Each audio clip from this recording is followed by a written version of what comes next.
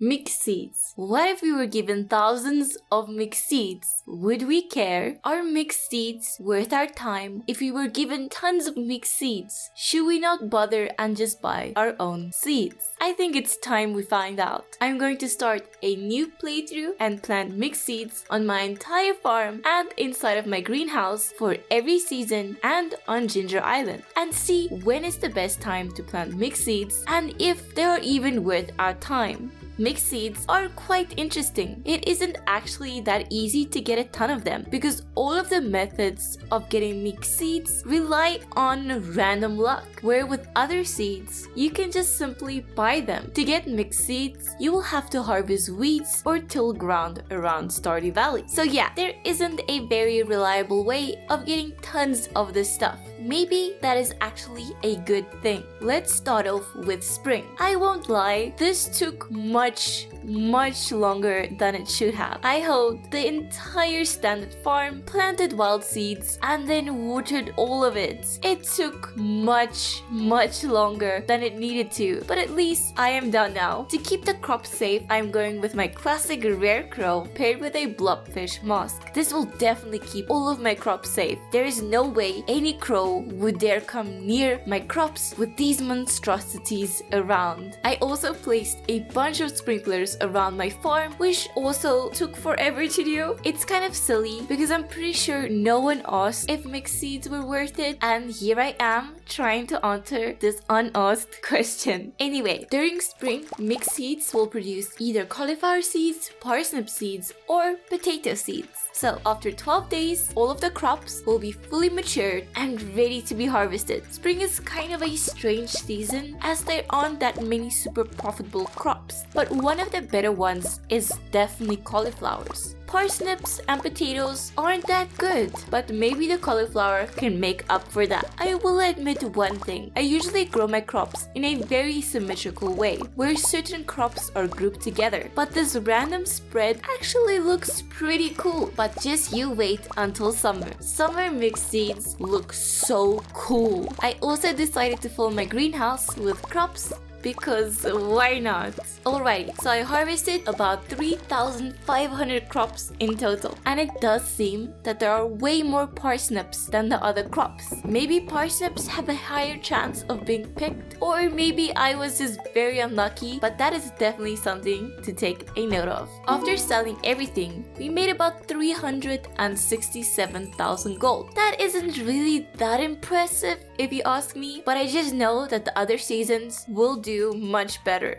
Let's get started with summer. Once again, I had to hoe and place all of the seeds down on the entire farm. But this time, the scarecrows and the sprinklers were already placed, so it didn't take as long as spring. 2 weeks later, and everything is ready for harvesting. In summer, the mixed seeds have a chance of producing corn, peppers, radishes, or wheat. Without even selling the harvested crops, we can already see that summer is much better than spring because 2 of the potential crops will regrow, already making them much more effective than quite a few of the other crops. Ignoring how well the crops sell, look how awesome the crops look during summer. The randomness just looks so cool. It really does look like summer. Alright, I have harvested everything on my farm, including everything inside of my greenhouse. As you can see, all of the corn and hot pepper crops are still here and will continue to produce crops. Let's sell what we have harvested and see how much we can make. Remember that I'm only selling a single harvest, but these crops are still producing new sellable crops, so the total might be a bit deceiving. And that can be seen with a grand total of only 220,000 gold. It's not the best, but fall guys, fall is going to be good. I can just feel it. So let's do fall now. I made a big mistake. Since corn regrows in both summer and fall, I had to manually run around and destroy all of the corn crops to make space for the wild seeds. But the wild seeds in fall had a chance of being corn, so I effectively wasted a ton of time unnecessarily. Oh well, fall is another season that just looks so good. Maybe it's just a blend of colors, but it just looks so good. Mixed seeds during fall have a chance to produce artichokes, corn, eggplants, or pumpkins. Now pumpkins sell for quite a bit,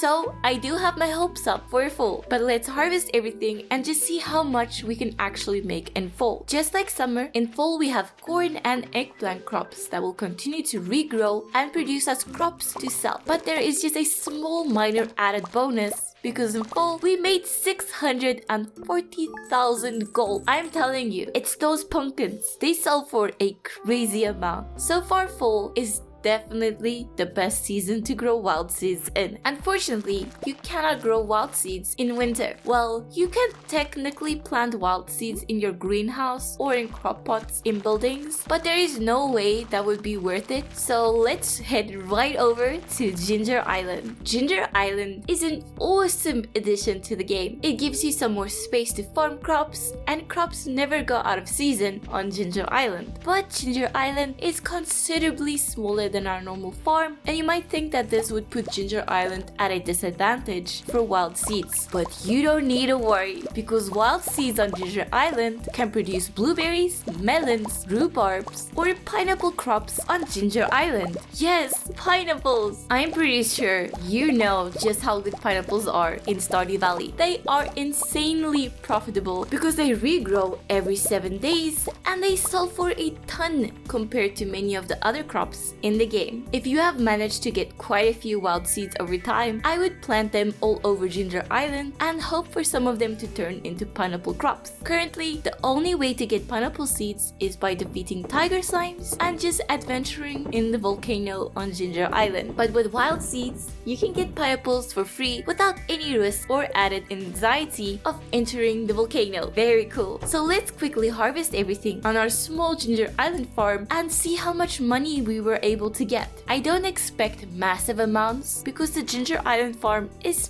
very small compared to our farm back home. But let's see how much we can make anyway. 240,000 gold. Wow, that is as much gold as we made in summer with a tiny percent of the space. And we have regrowable blueberries and pineapples. I think it's quite easy to come to a conclusion on wild seeds. Should we even bother with wild seeds, or should we just throw them out? If you absolutely want to plant your wild seeds on your normal farm, definitely plant them all in fall. Fall is by far the most profitable season for wild seeds. But actually, you should save all of your wild seeds for Ginger Island. If you have managed to stockpile a bunch of wild seeds over time, you should definitely use them on your Ginger Island farm, because pineapples are just worth it in my opinion. Thank you so much for watching this video. It was quite fun to get this very important question that everyone wanted the answer to. And it's just great when there is a clear winner making the conclusion just makes sense. If you like this video, then I like you. And you know,